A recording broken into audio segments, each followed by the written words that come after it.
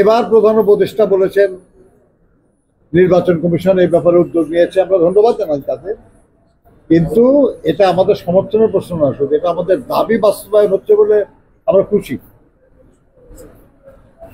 এখন কি প্রক্রিয়ায় এই ভোট গ্রহণটা সবচেয়ে উত্তম হবে, সবচেয়ে কার্যকর হবে, সবচেয়ে বেশি প্রবাসী নির্বিঘ্ন অংশ দিতে পারবে এবং তাদের ভোটটা যথাযথভাবে যেমন তারা চান তেমন প্রার্থী পাবেন, এটা নিশ্চিত করার জন্য কিছু পদ্ধতি, কিছু প্রক্রিয়ার বিষয় নিয়ে আলোচনা হয়েছে।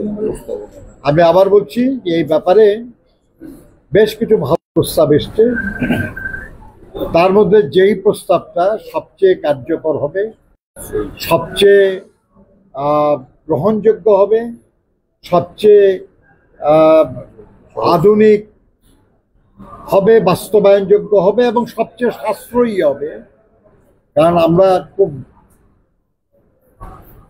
অর্থবান জাতি না, আমাদের মানুষের কল্যাণের জন্য অনেক কিছু করা আমাদের বাকি, সেটাও আমাদের বিবেচনা করতে হবে যে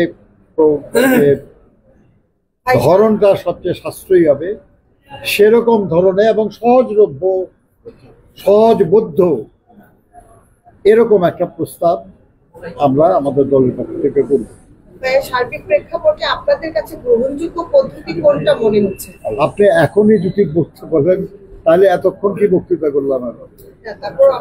আমি বলেছি যে আমরা তো দলের পক্ষ থেকে এখানে এসেছি, আমরা জানলাম তাদের সব ডকুমেন্ট এগুলো আমরা নিলাম, আমরা আমাদের দলে আলোচনা করে আমাদের দলের পক্ষ থেকে আমরা জানাবো। তারা বলেছেন 15 দিনের মধ্যে, এবং এটাও বলেছেন যদি 15 দিনের মধ্যে না হয় আর একটু বেশি হলেও কোনো অসুবিধা নাই, কিন্তু আমরা মনে করি না যে এত বেশি সময় লাগবে, কারণ আমাদের তো এই নিয়ে কাজ করা আছে কিছু।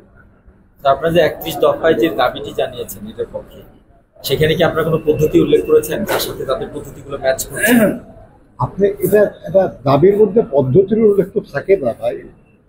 আপনি দাবি করবেন যে আগামী ডিসেম্বরের মধ্যে নির্বাচন চাই, এবং যে নির্বাচনে কারা কারা প্রিজাইডিং অফিসার, প্রোভিং অফিসার হবে, রিটার্নিং অফিসার হবে বলবেন দাবির মধ্যে।